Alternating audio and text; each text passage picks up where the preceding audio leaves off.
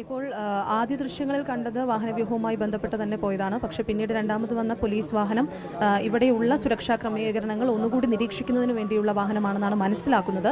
ഇപ്പോൾ തന്നെ പ്രധാനമന്ത്രിയുമായുള്ള വാഹനവ്യൂഹം എത്തുമെന്ന് തന്നെയാണ് പ്രതീക്ഷിക്കുന്നത്. പോലീസ് കനത്ത സുരക്ഷ ഇവിടെ ഒരുക്കിയിട്ടുണ്ട്. അതിനൊപ്പം തന്നെ പറയേണ്ട ഇപ്പോൾ അറിയുന്ന ഒരു കാര്യം, അനൗദ്യോഗികമായി ലഭിച്ചൊരു വിവരമാണ്. എന്നാൽ ഇവിടെ ഉണ്ടായിരുന്ന പോലീസ് ഉദ്യോഗസ്ഥർ ഇത് സമ്മതിക്കുന്നുണ്ട്. അതായത് ദുരിതാശ്വാസ ക്യാമ്പുകളിൽ പ്രധാനമന്ത്രി നേരിട്ട് അവരുമായി സംവദിക്കാനുള്ള ഒരു അവസരം ഉണ്ടാകുന്നതിന് പകരം 4 കുടുംബങ്ങളെ തിരഞ്ഞെടുത്ത് അവരുമായി സംസാരിക്കും എന്നുള്ളൊരു വിവരം കൂടി കിട്ടിയിട്ടുണ്ട്.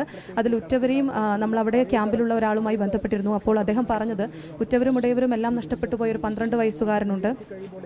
ആ കുട്ടിയെ അടക്കമുള്ള 4 കുടുംബങ്ങളെ അദ്ദേഹവുമായി സംസാരിക്കാൻ, പ്രധാനമന്ത്രിയോട് നേരിട്ട് സംസാരിക്കാനും കാര്യങ്ങൾ അവതരിപ്പിക്കാനുമായിട്ട് അവരെ അവിടെ നിന്ന് ക്യാമ്പിൽ നിന്ന് കൊണ്ടുപോയിട്ടുണ്ട് എന്നുള്ള വിവരം കൂടി നമുക്ക് ലഭിക്കുന്നുണ്ട്.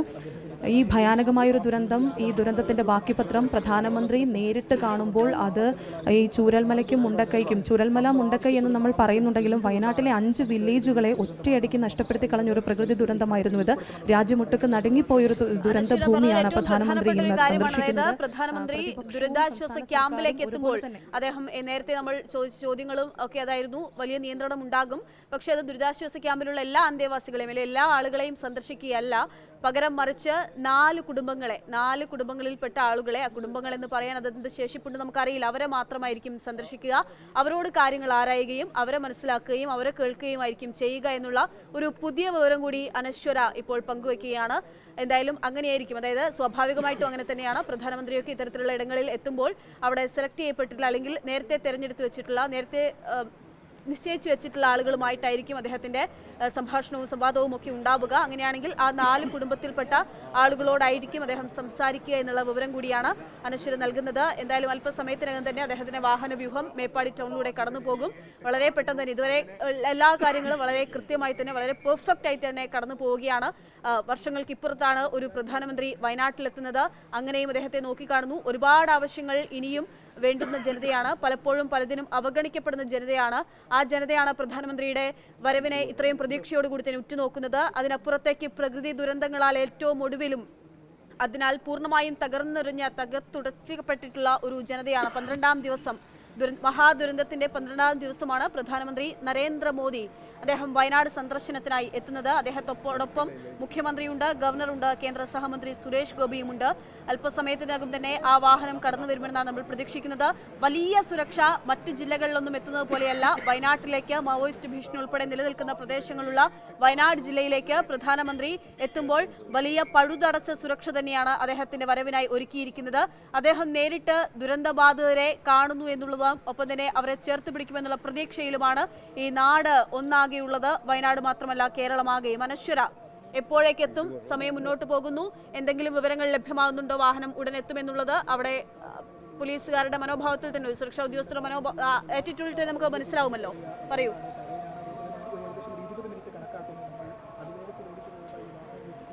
നേരത്തെ പറഞ്ഞതുപോലെ തന്നെ ഇനിയും നിമിഷങ്ങൾ മാത്രം കാത്തിരുന്നാൽ മതിയെന്ന് മനസ്സിലാകുന്നു. കാരണം ഇവിടെയുള്ള പോലീസ് ഉദ്യോഗസ്ഥരെല്ലാം വളരെ അലേർട്ടായി നിൽക്കുന്നത് മാത്രമേ നമുക്ക് ഇവിടുന്ന് കാണുന്നുള്ളൂ. കാരണം ഇത്രയും ഒരു വലിയ സുരക്ഷാ വലയത്തിലായതുകൊണ്ട് തന്നെ അവിടേക്ക് നേരിട്ടെത്തി കാര്യങ്ങൾ കണ്ടു മനസ്സിലാക്കുക എന്നുള്ളതിൽ ബുദ്ധിമുട്ടുകളുണ്ട്, പ്രായോഗികമായ പരിമിതികളുണ്ട്. ഇവിടെ നിന്ന് കാണുന്നതിൽ നിന്നാണ് നമ്മൾ വാർത്തകൾ റിപ്പോർട്ട് ചെയ്യുന്നത്. ദൃശ്യങ്ങളിൽ നിന്ന് വ്യക്തമാകുന്നു എന്ന് മനസ്സിലാകുന്നു.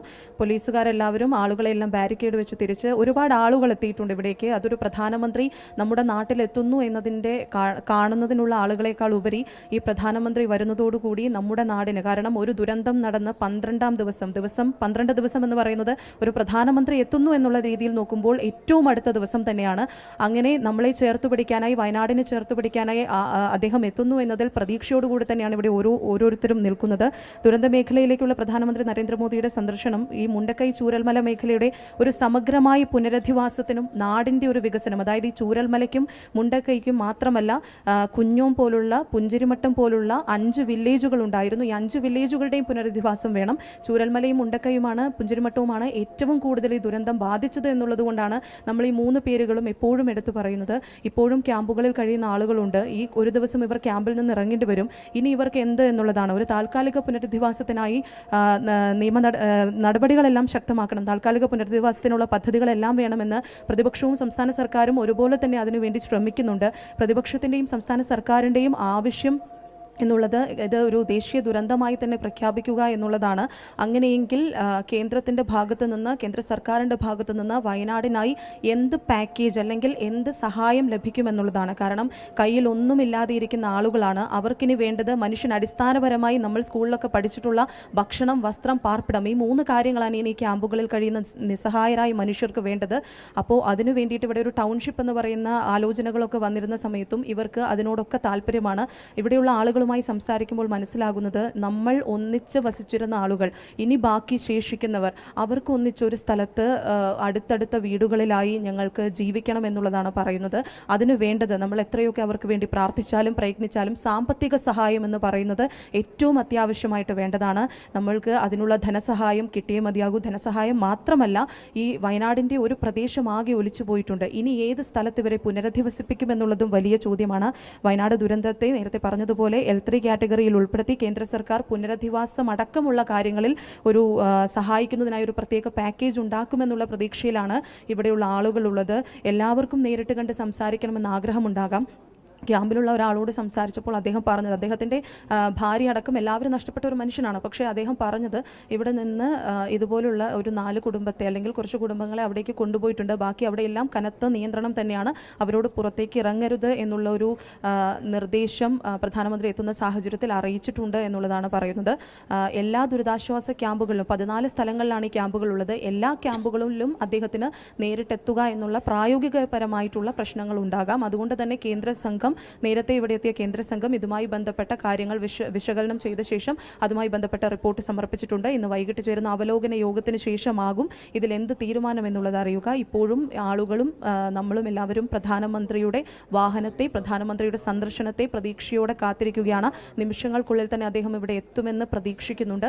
ഈ